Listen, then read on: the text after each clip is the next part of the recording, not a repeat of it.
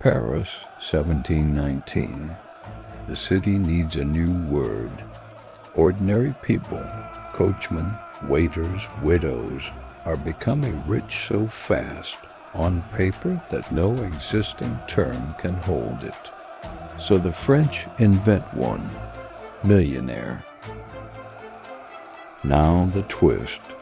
The man who created this money machine, the man running the finances of Europe's greatest kingdom, is a convicted killer, a Scottish gambler sentenced to hang for murder, who escaped prison and charmed his way to the top of France. Within 18 months of coining the word millionaire, he will erase most of them and flee the country in disguise. This is John Law, the man who invented the financial bubble 3 centuries before Wall Street perfected it. Edinburgh-born, tall, brilliant at mathematics, John Law killed a rival in a London duel in 1694 and was sentenced to death. He escaped and spent 20 years drifting through Europe's casinos. Not gambling, exactly, calculating. Law could compute odds no one else could, and he banked fortunes doing it. But between card tables, he was writing something stranger, a theory of money.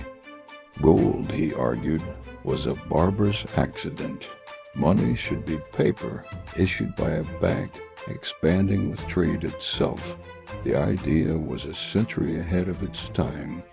All Law needed was a country desperate enough to gamble on it. In 1715, one appeared. Louis XIV died that year, leaving France gloriously bankrupt. Decades of wars and palaces financed by debts nobody could repay. The new regent, facing ruin, was exactly the audience Law had spent his life rehearsing for. In 1716, Law opened a bank issuing paper notes backed by coin. They worked beautifully, stable, convenient, trusted. Then came the masterstroke. Law acquired a company with a royal monopoly on trade with France's vast American territory, Louisiana. The pitch to the public was simple.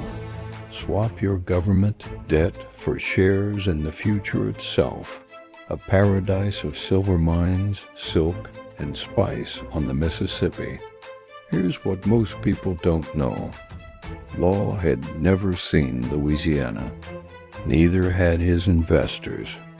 It was, at that time, mostly swamp. What happened on the Rue Quincampoix in 1719 became the template for every mania since. Shares issued at 500 livres traded past 10,000 by year's end. The narrow street became a human stock exchange. Duchesses elbowing servants, fortunes made between breakfast and lunch. Law, a foreign ex-convict, was now Controller General of the finances of France, the most powerful economic official on earth. And to keep the miracle rising, he did the one thing this series has taught you to watch for. His bank printed more notes to lend people money to buy his company's shares. The money machine and the stock machine had become the same machine. Bubbles die from the top. In early 1720, the sharpest insiders, princes among them, began converting paper profits into gold coaches, land, and jewels. Gold began leaving the system, so Law used state power to defend his creation. Limits on gold ownership, then bans, then house searches. Confidence is a strange substance. The harder you legislate it, the faster it evaporates. In May 1720, law announced shares and notes would be devalued by half to align the paper with reality. Paris erupted. The decree was withdrawn within days, but the spell was broken forever. Crowds crushed outside the bank to redeem notes. People died in the stampedes. The word millionaire was barely a year old, and already it described people holding worthless paper.